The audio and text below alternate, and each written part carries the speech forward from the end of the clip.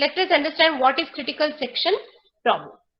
Say for example, we have n processes all competing to use some shared data. Last class we were discussing two types of processing. One is asymmetric, the second one is symmetric. Asymmetric means only one process is allowed to access the shared data. If more than one process want to access the shared data at the same time, then we go for symmetric processing. So now that is not actually correct, because we have to allow only one process to access the shared data at a time. So if at all, if I have n process, all the process wants to access the same shared data at the same time. That is a problem which we are trying to solve now. So how is it we do that? Each process has a code segment called critical section. So how I have 10 process, how process 1 will access the shared data, how process 2 will access the shared data, let us understand. So each and every process, say for example process 1 has some segment, some section that is called as critical section. In this particular area, it is going to access the shared data. Same way for process 2, I have another part of the segment called code segment 2, that is called as critical section 2, which is meant for process 2. So each and every process has a separate memory space called code segment, which is known as critical section.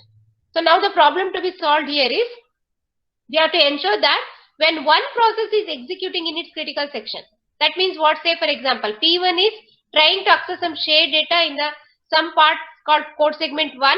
So now the critical section is used by which process? Process 1. So that time we are not supposed to allow any other process. No other process is allowed to execute in this particular part.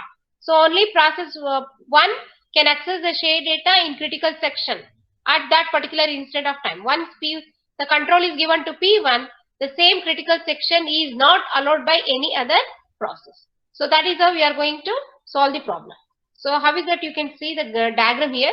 Say for example, process A at the instant T1, it has A enters critical region. That means now OS has given permission for process A to access the shared data. So from period of T1 to T3, so process A is executing. it is accessing the shared data in the code segment called critical section.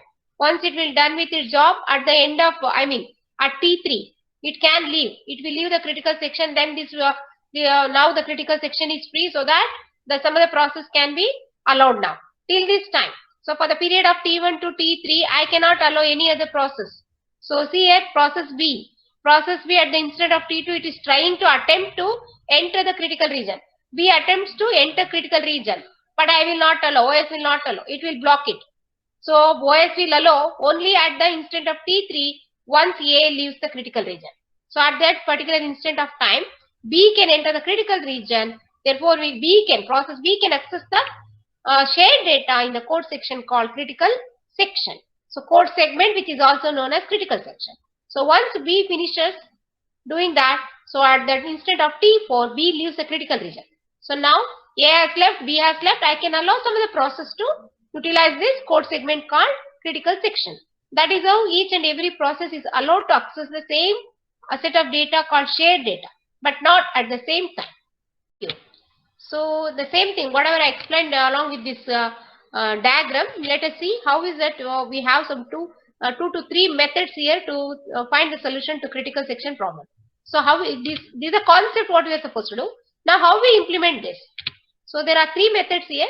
The first one is mutual exclusion. The second one is progress. Third one is bounded waiting. So coming to the mutual exclusion first one. Say for example, if process PI is executing in its critical section, I have taken process A as PI now. So then no other process can be executing in their critical section. The same thing, whatever I explained in the diagram. If I have already allowed PI in the critical section, I will not allow some other process PJ into the same critical section. That is called as mutual exclusion. Fine. Coming to progress. If no process is executing in its critical section, assume that I don't have PI, I don't have PJ, no process. Critical section is totally free. Say for example, at the instant of T4, P1 has already left, PI has left, PB has left. So I don't have any process after this T4. So that time, what is that I can do? There exists some process that wish to enter the critical section. You can assume there is another process, P3 wants to enter the critical section. Then the selection of the process that will enter the critical section. Since the critical section is free now, I can allow P3 to enter. So I will select that P3 to be executed now. So next cannot be postponed indefinitely. Once I have started with P3, so in between I will not allow P1 to come back and P2 to come back or any other new process to utilize this critical section. So that is called as progress. How is it I will progress once I have started with? So initially mutual exclusion means what?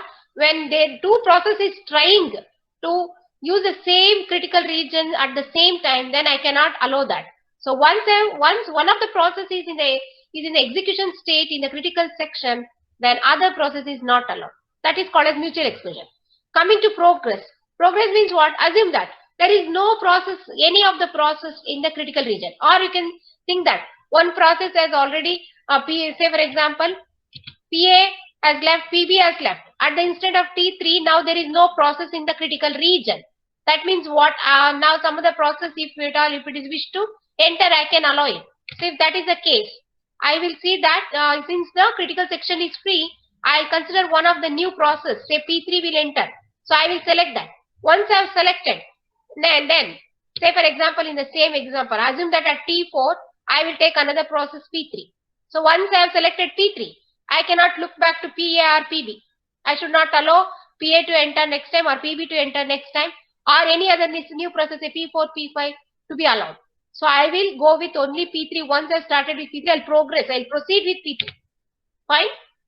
So I will, whatever, I cannot postpone. Once I have started with P3, even though I have emergent jobs, say P4 or P5, I will not postpone P3 at all. Fine. That is called progress. Coming to the last technique, bounded waiting.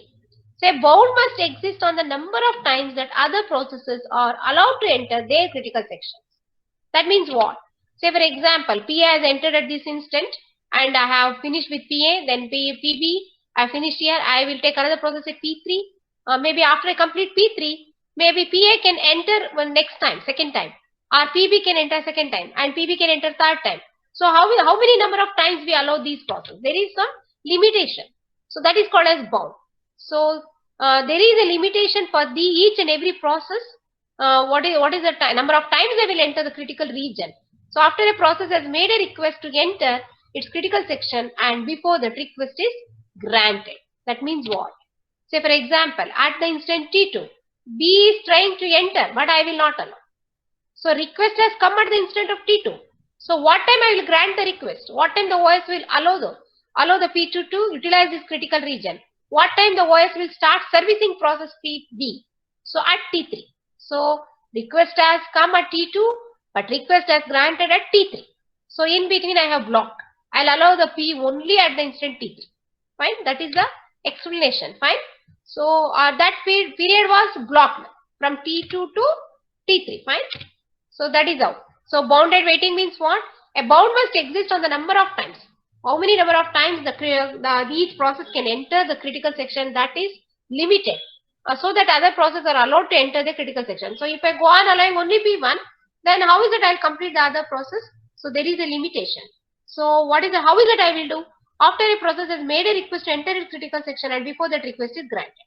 So if at all, if I am not free, if A is utilizing, I will block B. So whatever the time the request has arrived and whatever the time I will start servicing, the in between, that period is called as blocking time. Fine.